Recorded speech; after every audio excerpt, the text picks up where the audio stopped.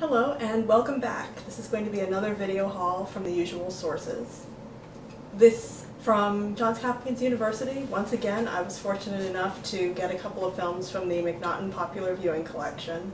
And this time I was lucky enough to get not one but two films. First one is Daybreakers, which is a futuristic vampire tale. And I'm really eager to see this because I saw the trailer in a theater and the trailer made me cry. I tend to be kind of a sap watching movie trailers in the theater, but I'm looking forward to this. And the second one is Martin Scorsese's Shutter Island. I've heard mixed things about this, but I saw the trailer to this one and this trailer freaked me out, so looking forward to another experience. And now these are from the main collection of Johns Hopkins. First up is one with a really long title, so I'm going to have to read it to you. It is Jean Dielman, 23, Quai du Commerce, 1080 Bruxelles.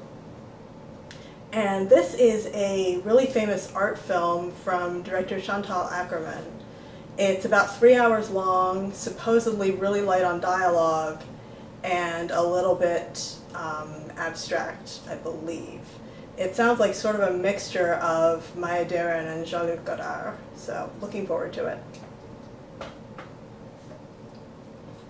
Next we have Thirst, and unfortunately this haul is going to make it look like I have some kind of a vampire fetish. I swear I really do not.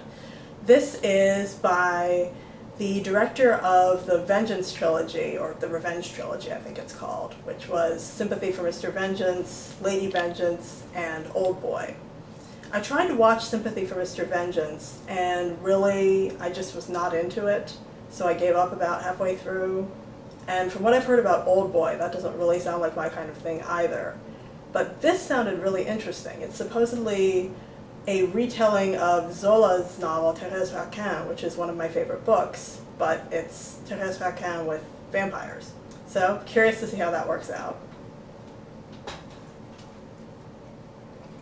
Next up, continuing my Pasolini fascination, is The Grim Reaper, or Le Camere Secca. This was not directed by Pasolini, it was actually directed by Bernardo Bertolucci, but Pasolini wrote the screenplay and it is based on one of his stories.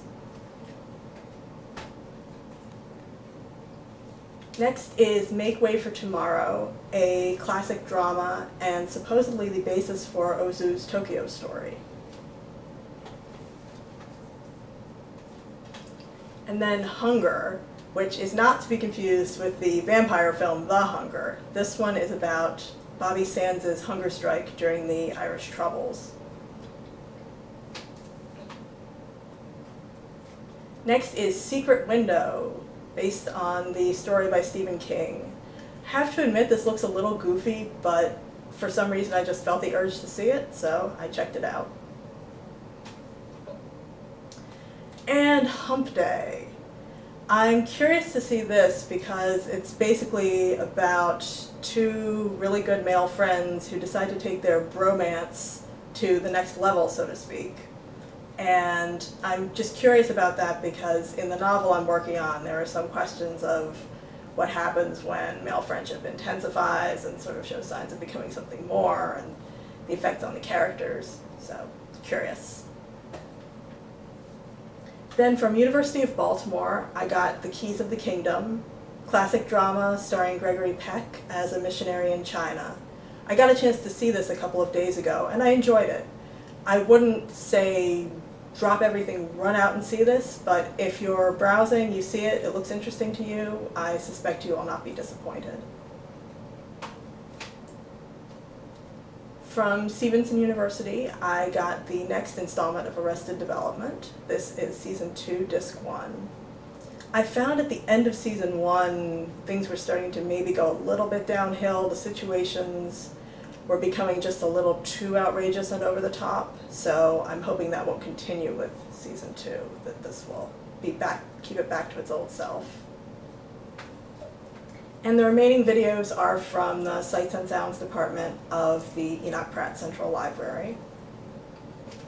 First up is The Young Girls of Rochefort, which I actually just finished watching this morning, and I absolutely loved it. I cannot think of enough good things to say about it. It's a musical directed by Jacques Demy, who also directed The Umbrellas of Cherbourg. And it's similar to that other film in that it stars Catherine Deneuve, and it's almost, in this one, almost all the dialogue is sung, not quite all of it. But it is just delightful. It made me wish for two things I've never wished for before: a fraternal twin sister and a big floppy hat, which I'm not sure if you can see the cover that well, but they're wearing big floppy hats. And it's just wonderful. The colors are lovely, the singing, the dancing. It's very whimsical, but there's also an edge of melancholy, and there are some bits of truly dark comedy in there.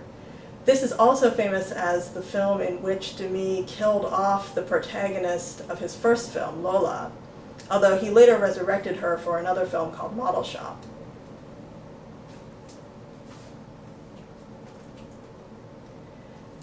Then we have Saraband by Ingmar Bergman. Bergman is one of the directors, possibly next to Jean-Luc Godard. He is the director with whom I have had the most tumultuous, up and down, on and off, love-hate viewing relationship. But he's one of my favorite directors. He's done some brilliant, brilliant films. If I had to pick just three favorites, I would pick From the Life of the Marionettes, Through a Glass Darkly, and I guess a tie between Wild Strawberries and Winter Light, just so you know where I'm coming from with his films. I've seen almost all of them. There are a few that are hard to get that I have not been able to get my hands on. But this was his last film, and I'm a little nervous about it because it seems like one that might be one of his films I'm not that crazy about. It's a sequel to Scenes from a Marriage, and I saw the 5-hour version of Scenes from a Marriage, which was the made-for-TV version, longer than the 2.5-hour theatrical version. And I loved the first maybe half of that, and then it really disintegrated into the characters sitting around and navel-gazing and whispering, whispering, whispering. And I hate films where people just whisper and whisper and whisper all the time. And so I'm a little worried this might be more like that than like the ones I really like. But we shall see. Hope Ingmar doesn't fail me. And last but not least, from the Pratt, I am continuing my tradition of watching formerly forbidden Masterpiece Theatre productions. So far I've seen The Ice House, The Rector's Wife, and Moll Flanders, and I'm continuing with all 4 discs of Reckless, including Reckless the sequel. And this is a film about a young doctor, I believe, who meets a woman on a train, decides he's crazy about her, then discovers she's married, but goes out to win her anyway. So I hope this is as good as I'm anticipating it will be. And if you've made it this far, thanks for watching, and I hope you'll join me for my next video.